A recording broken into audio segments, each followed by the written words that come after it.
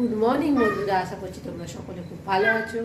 সকলে সুস্থতা কামনা করে আজকে ব্লগটা শুরু করছি। আমি পুষ্পিতা।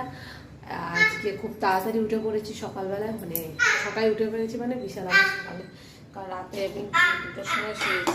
আর এই ব্যাটা আমি 7টায় উঠতে হবে, ব্যাটা উঠে উঠে গেল ব্যাটা।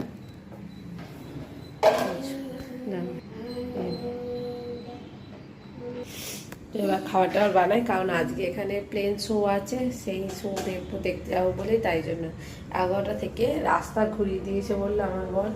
তার মধ্যে আমাদের বাড়ির সামনে রাস্তাটাও পড়েছে, তো তাই জন্য আমার বর বলছে একটু তাড়াতাড়ি বেরোতে হবে। 1 ঘন্টার মতো, মানে 45 মিনিট মতো সময় লাগে এখান থেকে যেতে। তো আগে যেখানে থাকতাম পুরো বাড়ির পাশে, মানে পাড়ার এলাকার মধ্যে, তো কোনো অসুবিধা হতো না, কিন্তু তাড়াতাড়ি বেরোতে হবে। তো চলো শুরু করা যায়। তাড়াতাড়ি করে গাজর আপেল সব কেটে ফেললাম। আর আমি তো উগুর জিনিসপত্র বানিয়ে রাখি, এটা আমার একটা সুবিধা, গুঁড়ো করেই রাখি। সব প্রেসার কুকারে দিয়ে তাড়াতাড়ি করে সেদ্ধ করতে বসালাম। ওইদিকে আবার গাজর টাজর কেটে, ক্যাপসিকাম কেটে, মানে সকালে জলখাবার, ওটসের জলখাবার সব রেডি করে টোরে নিয়ে এবার আমি সকালবেলা একটুখানি মাঝে মাঝে এখন বিট, আমলকি এইসবের জুসটা খাই। এইভাবে হাঁকতে বসার মতো বসে পড়ে বিটটা, মানে সবাই শুনলে আমাকে খারাপই বলবে, তাই এইভাবে বসে খেতে বলে নাকি উপকারী হয়। আর সত্যি কথা বলতে এই জুসটা খাওয়ার পর আমি খুব উপকার পেয়েছি, মানে স্কিন টিনে খুব সুন্দর গ্লো দেওয়া শুরু করে দিয়েছে।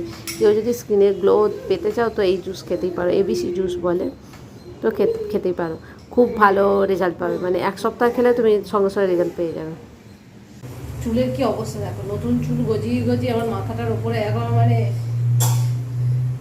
এই জন্য বলে খড়ের বোচকা হয়ে গেছে, পুরো মজানো উস্কো খুস্কো খড় সব মাথায় লাগানো।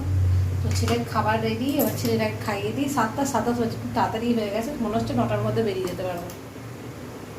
টিফিনও হাফ হয়ে গেছে, শুধু ওটস আর ডিম মিশিয়ে অমলেট করে নিলেই ব্যাস শেষ। ছেলেটাকে খাওয়াই, এই যে ব্যাটা দাঁড়িয়ে আছে। বলো হাই, গুড মর্নিং বলো, হাই বলে দাও, হাই বলে দাও, হাই হাই বলে দাও, হাই হাই, আরে হাই করে দাও, আগে একটা হাই, আগে একটা করবি না। এই যে আমি রেডি, ঘরের মধ্যে সানগ্লাস পরে ফেলেছি, ছেলের সানগ্লাস। আমি ছেলেকে বলেছি আজ তুই মামা বয় আর মামি একসঙ্গে সানগ্লাস পরে সবাই রেডি। আর এই যে আমার বাদুর বাচ্চা ওই যে লাফিয়ে যাচ্ছে।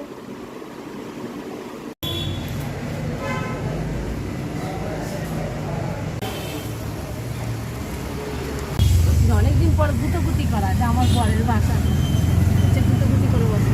আর কদিন ধরে আমি আইলাইনার করতে ভুলে যাচ্ছি, জঘন্যতম আইলাইনার করছি।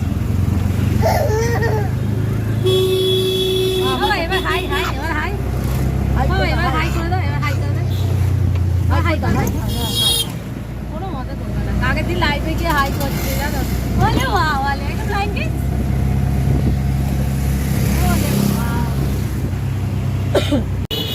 মাঝ রাস্তায় আমাদের নামিয়ে দিয়েছিল গাড়ি থেকে, কারণ হচ্ছে তেল ভরতে হবে, তারপরে আবার মাঝ রাস্তায় আবার নামিয়ে দেয়, কারণ হচ্ছে আর অটো যাচ্ছিল না, অটো রাস্তা চেঞ্জ করে দেয়, তো তার জন্য আমাদের নেমে পড়তে হয়।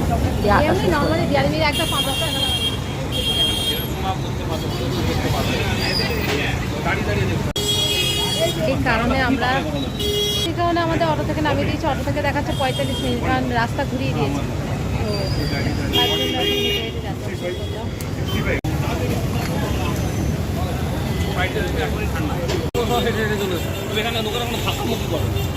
হ্যাঁ বলছিলাম যে আমরা বাঙালিরাই হুচুকে না, এরাও হুচুকে সব আছে, ছুটছি বাচ্চা নিয়ে।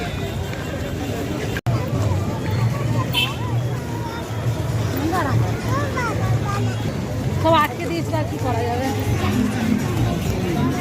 মাইলাপুরতেও ঢুকলো না, মাইলাপুরতে ঢুকলো হয়তো কত।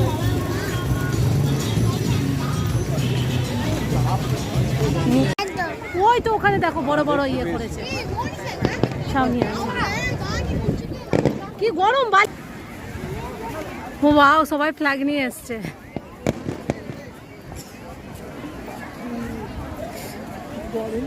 উঠেছিল বুটটা ছিল, হ্যাঁ তোর জন্য ছিল, আমার মাথায় ছিল না যে দেখো কাঁচ মাছ থাকে এখানে, এই কারণে সমু বলে মেইনা বিচ আমার ভালো লাগে না। আমরা এই খাবারের দোকানটা ঢুকি, ভাবি যে কিছু খাবার কিনলে আর যদি পয়সা দিয়ে দিই আমাদের বসতে দেবে ছাড়াতে, কিন্তু আমাদের বসতে দেয়নি ওরা, কেন জানি না। আমাদের এখানে এসে অভিজ্ঞতা খুব খারাপ হয় এই জায়গাগুলোতে। তারপরে আবার কিছু খেয়ে নিয়ে আবার বেরিয়ে পড়ি রোদের মধ্যে দাঁড়ানোর জন্য। তার মধ্যেই একটা প্লেন চলে যায়। আর এই যে মা আগে যাচ্ছে, তারপর কিছুক্ষণের মধ্যে এর সব এনার্জি ফুরুত হয়ে গেছিলো আর কষ্ট পাচ্ছিলো, বলতে পারছি আর জানলে আসতাম না রোদের মধ্যে। এয়ারপোর্ট থেকে শুরু হয়ে যায়। আমি যেটুখানি পেরেছি অনুষ্ঠানটা সত্যিই খুব সুন্দর হয়েছিল। আরও মানে একটু যদি ছায়া করা থাকতো তাহলে হয়তো অনেকক্ষণ দাঁড়িয়ে দেখতে পেতাম। আমার ছেলেটাকে নিয়ে 2 ঘন্টা মতো রোদেছিলাম। তারপর আর দাঁড়াতে গেলে যতটা পেরেছি ধীরে ধীরে প্যারাশুট করে মানে আকাশ থেকে নামছিল। প্যারাগ্লাইডিং বলে আমি জানি না, তো খুব সুন্দর লাগছিলো। মানুষগুলো ফোনে অতটা ক্যাপচার অতটা সুন্দর হয়নি, দেখলাম ভালো লাগলো, খুবই ভালো লেগেছে।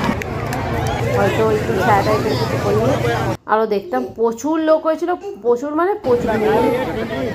জায়গাটা তো রয়েছে, তারপর আশপাশে আমরা একটু ঘুরে দাঁড়িয়েছিলাম। ওই জন্য নামছে ভারতের ফ্ল্যাগের পতাকার মতো গ্যাসগুলো নিয়ে। কিন্তু ফেরার সময় মানে ট্রাফিক মেনটেন খুবই জঘন্য ছিল। মানে ট্রাফিকে দাঁড়িয়ে আমাদের 1 ঘন্টা চলে গেছে। মানে একই জায়গায় দাঁড়িয়ে আছে, জ্যাম হয়ে পুরো রাস্তা আটকে গেছে।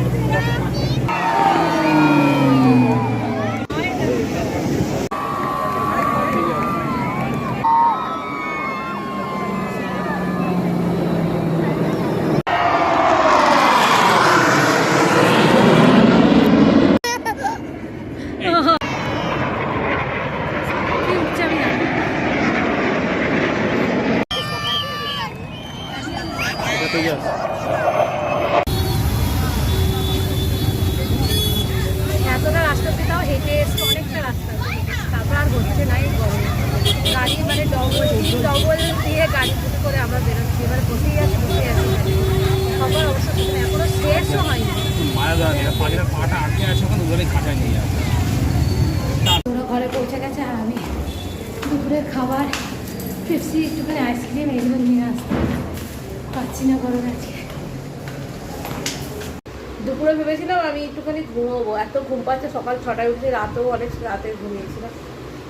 এই ব্যাটা ঘুমোতে দেয়নি। সারা রাস্তা আসবার সময় ট্রাফিক জ্যাম ছিল পুরো, তখন ঘুমিয়ে নিয়েছে। আর ঘুমোতে দিল না, ওর বাবাকেও না আমাকেও না।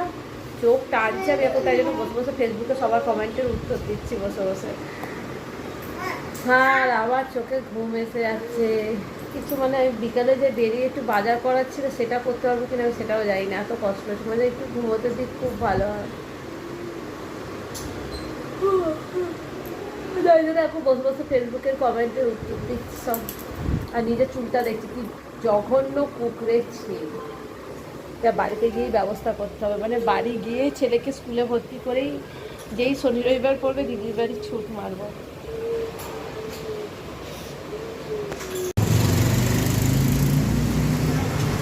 এখন আমি মোমো নিতে আমার বরের জন্য, ভাববেন না যে আমি খাবো, ভাববেন না যে আমি খাবো।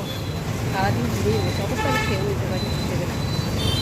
দোকান থেকে মোমো নিয়ে আমি সোজা বাজারে চলে যাই। যে বাজারের ব্যাগটাও আমি অন্য কোথাও রাখিনি, এই ঘরে রেখে দিয়ে এবার খাওয়াতে বসেছি। ব্যাগটা এখন ঘুম থেকে উঠেছে। আমি আসার পর আমি খেলাম, খেয়ে তারপরে দিদি উঠেছেন, দিয়ে আজকে লেটেস্ট হয়েছেন। লাস্ট বাইকটা আমি হাতে নিয়ে রয়েছি, যেহেতু বাইরের খাবার ওকে দেবো না। প্রথম থেকে হাঁ করে সামনে বসে আছে, কোনো রকম ঝামেলা করে। লাস্ট ফাইটটা দিয়ে মুখে দিয়েছে, অমনি কাঁদতে করে দিয়েছে। এই যে আবার ঘন্টি বুড়া ইয়া হ্যাঁ খেয়ে নাও বাবাই। এটা তো ভালো হয়েছে, এটা ভালো হয়েছে, খেয়ে নিতে হয়। খাবি না? চোখ বন্ধ করে। এটা কি হচ্ছে?